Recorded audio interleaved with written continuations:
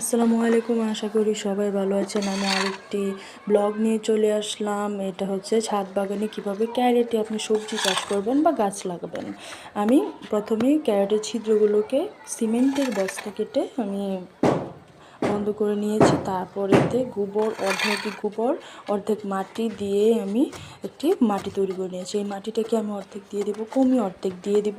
তারপরেতে আমি পচানো কিচেন ওয়েস্টটা ব্যবহার করেছি। আপনারা চাইলে টাটকা কিচেন ওয়েস্টটাও ব্যবহার করতে পারেন। ওই কিচেন ওয়েস্ট ব্যবহার করার পরে আমি কিছু কলার চোচা অ্যাড করে দেবো। কলার চোচা আমি কম ইউজ করলাম। পরবর্তীতে আমি কলার চোচা ভিজানো পানি দেই, এই জন্য আমি এখন কম দিলাম। পরবর্তীতে আমি আসলে ছাদ বাগানটাই করছি জৈবিকভাবে করাটাই বেস্ট। পরে আমি উপর দিয়ে আবারও গোবর মেশানো মাটিটা দিয়ে দিব। মাটিটা দিয়ে দিব। তারপর আমি চারাটাকে কিনে নিয়ে আসছি।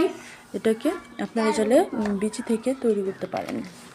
এই চারাটাকে সুন্দর করে বসিয়ে আমি অবশ্যই একটা দিক লক্ষ্য রাখবেন যেন চারায় কোনো আঘাত না খায়। আঘাত খেলে কি হয়, চারাটা নষ্ট হয়ে যায়, শিকড়গুলো নিচের দিকে যেতে চায় না, নষ্ট হয়ে যায়, পচে যায়। এই সমস্যাগুলো দূর করতে কোনোভাবে চারাতে হাত দেবেন না। পরে উপর দিয়ে মাটি দিয়ে ঢেকে দেব সুন্দর করে ঢেকে দেওয়ার পরে আপনারা অল্প করে একটু উপর দিয়ে পানি দিবেন, যেন বেশি পানি দেবেন না। শীতের দিন তো বেশি পানি চুষতে পারে না, বেশি পানি থাকলে শিকড়গুলো পচে যায়। তাই সুন্দর করে লেয়ার করে সমানটা করে দিবেন।